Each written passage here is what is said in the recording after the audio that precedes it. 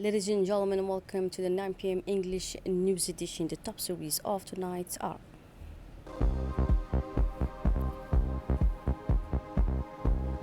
the head of state and current chair of the Intergovernmental Authority on Development (IGAD) received George Owino, chair of the reconstituted Joint Monitoring Evaluation Commission in South Sudan.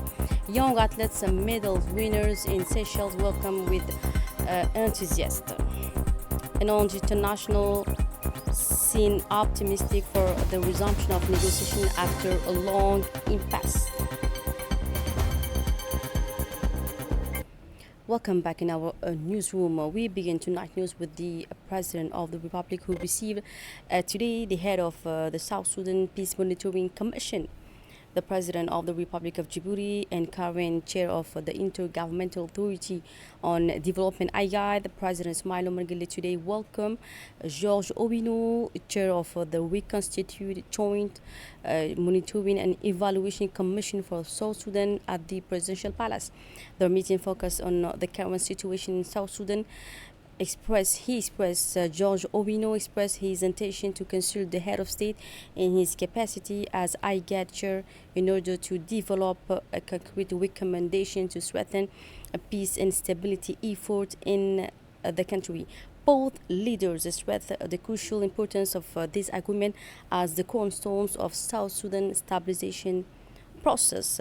And now let's hear from the chief of the South Sudan Peace Monitoring Commission. I'm the chairman of RGMEC, which is a body that monitors and evaluates the peace process in South Sudan. And you realize the peace process of South Sudan, the guarantee is IGAD. And therefore, His Excellency the President is also the chairman of IGAD. And one of the mandates that I have is we produce a report on the implementation of the agreement and quarterly, and they submit these reports to the leadership of IGAD, the African Union, the UN, and to the other friends of South Sudan. And I therefore always follow it up with meetings with the leadership to come and amplify on the items that we have discussed in the agreement, in as far as how it is progressing and where there are challenges, and maybe where we need the support of the leadership of IGAD, particularly the chairman of IGAD, who His Excellency the President is, and therefore it's important for me to continuously update him on the situation and the progress of the agreement, and to see where we need him to intervene so that we move forward. The Speaker of the National Assembly, Dileita Mohamed Dileita, today received Alexandra Rokal Salvo, the new resident representative of the United Nations Development Programme in Djibouti, at the National Assembly. The meeting, held in a cordial and constructive atmosphere, will affirm the excellent cooperation between the National Assembly and the UNDP, as well as their shared commitment to sustainable development and strengthening institutional capacity. The Speaker of the National Assembly welcomed Mrs. Roca Salvo and assured her of the National Assembly's full readiness to work closely with the UNDP in implementing programs and projects for the benefit of the Djiboutian people. Djibouti takes part in global talks on plastic pollution. The Minister of the Environment and Sustainable Development, Mohamed Abdelkader Moussa Helem, is in Geneva from 11 to 14 August 2025 for the fifth round of negotiations on a legally binding treaty to combat plastic pollution, including in the marine environment. He is accompanied by Djibouti's ambassador to Geneva, Khadra Ahmed Hassan, senior officials from the ministry and diplomats. The aim of the talks is to adopt an international treaty to manage the full life cycle of plastics, which pose a global threat to the environment, health, and climate. On the sidelines of the conference, Minister Helem met his Somali counterpart to discuss a joint project for the Global Environment Facility. He also held talks with the Saudi Arabia's Minister of Sustainable Development and Climate Change on the ongoing negotiations, and with the Executive Director of the Global Environment Facility to review projects supported by the institutions. We come back now to the country. Djibouti's athletes welcome home after Indian Ocean Games. Djibouti's delegation, fresh from their success at the 13th Indian Ocean Youth and Sport Commission Games in Seychelles, was honored today at the Idris Farah Habane Police Academy. The young medal winning athletes were welcomed in a patriotic and celebratory atmosphere in the presence, of course, of senior officials, including the Minister of Youth and Culture, Dr. Hibo Mumina Asoui, the President of the Djibouti Athletics Federation, the Acting Director General of the National Police, the Director of the Police Academy, and senior officers from the armed forces. Their achievement reflects not only their talent but also the combined effort of coaches, sport federation, and public institutions to develop youth and sport in Djibouti. Authorities did not fail to praise the athletes for representing the nation with dignity and determination. The event also served as a reminder of the importance of nurturing young talent for the future international competitions. Leaders pledge to provide continuous support to ensure that these athletes reach their full potential. The Ministry of Youth and Culture today held also the fourth edition of the National Youth Civic Day at the Idris Farah Habane National Police Academy, an event dedicated to civic engagement and the active role of young people in building a sustainable society. This year's theme, citizenship and eco-responsibility, focus on the environmental awareness and the involvement of youth in protecting natural resources, fighting climate change, and promoting ethical and responsible behavior toward the environment. The opening ceremony was attended by the Minister of Youth and Culture, Dr. Hibo Mumina Asoui, the Acting Director General of the National Police, the Secretary General of the Ministry of the Interior, the Prefect and Regional Council President of Arta Region, senior army officers, youth organizations, institutional partners, and young people from across the country.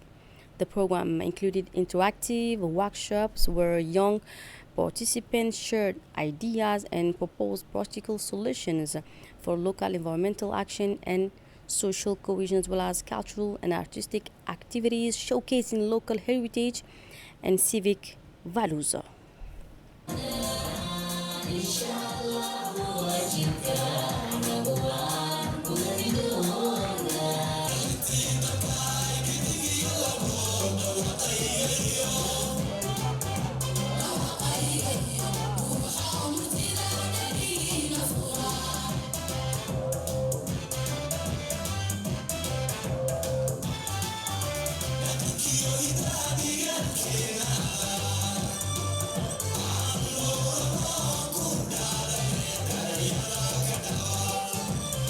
La République de Djibouti célèbre chaque année cette journée.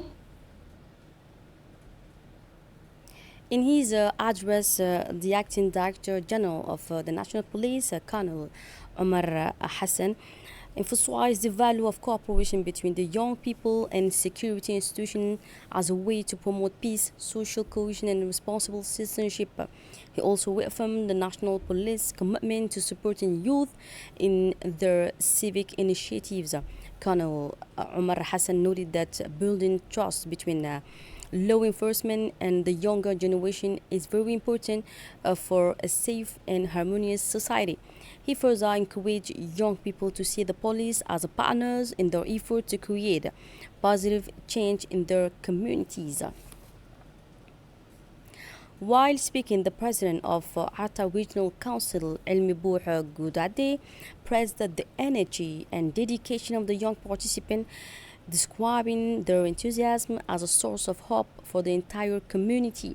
He stressed that this positive spirit should be nurtured and maintained, encouraging them to continue investing their time and talent in civic, educational, and community initiatives.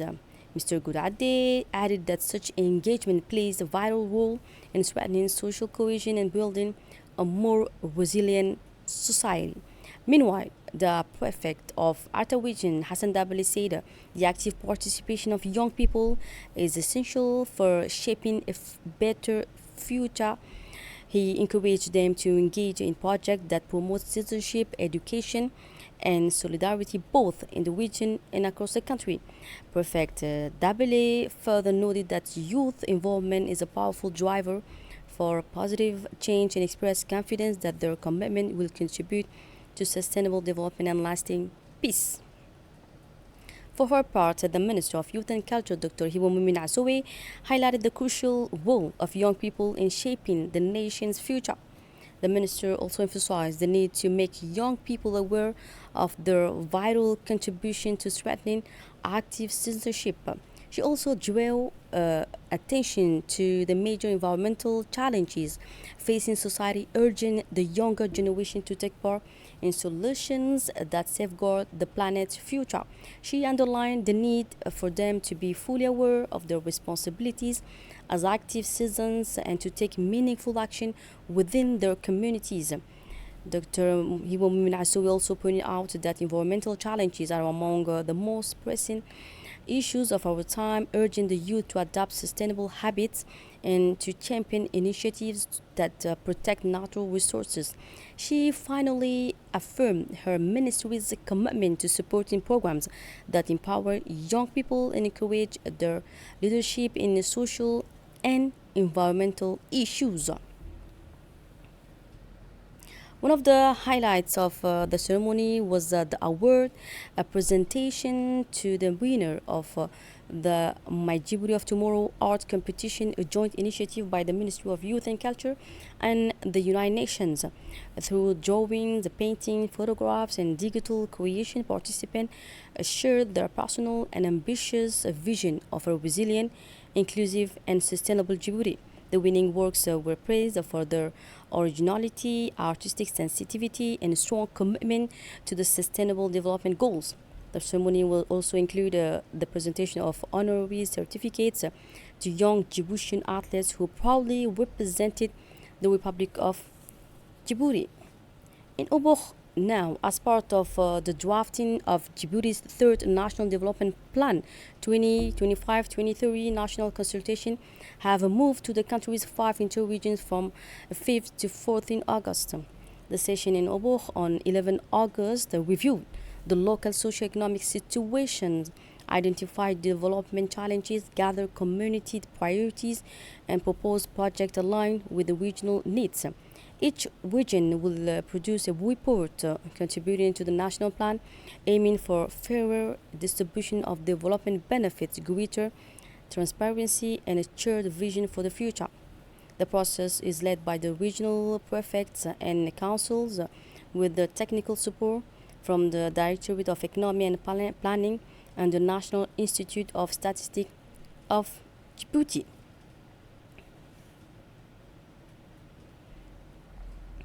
Speaking at the event, the Deputy Prefect of Oboch, Mr. Awad, explained that the process is being coordinated by regional steering committees chaired by the regional prefects and co-led by the presidents of the regional councils.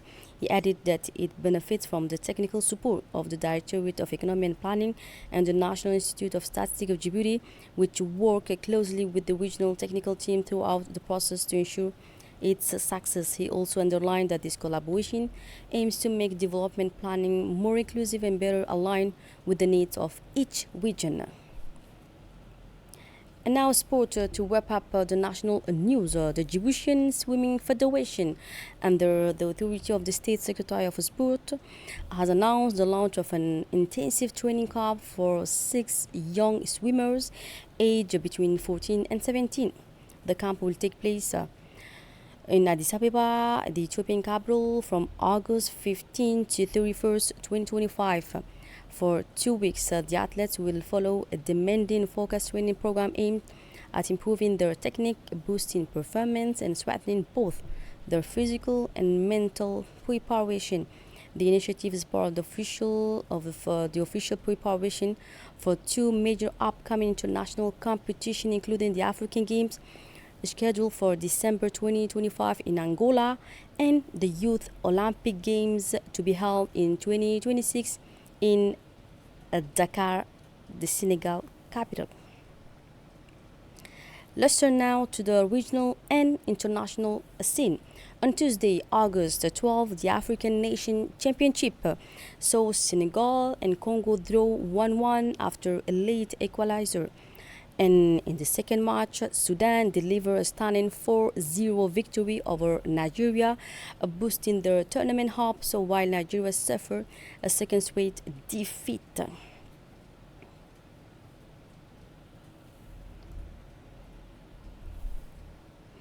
And it was on the top stories. A Hamas delegation has arrived in Cairo, and an Israeli delegation is expected to come in Doha amid renewed optimism for resuming stealth negotiations.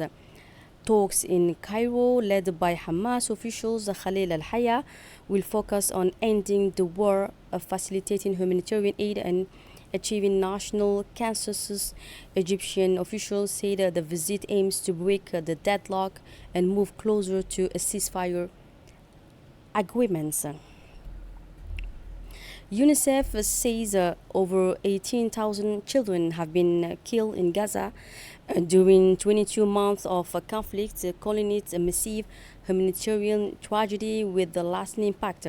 The WHO warns of rising hunger-related deaths as food, clean water, and medical care remain scarce, leaving children most at risk amid worsening health and living conditions. And finally, a new study in Science Advances warn that climate change has triggered historic continental drought, causing massive freshwater losses since 2002, now surpassing polar ice sheets and contributing to sea level rise. About 70% of the decline is linked to over-extraction of groundwater, affecting 75% of the world population across 101 countries. So that's it for tonight's news. Thanks for being with us and have a good night.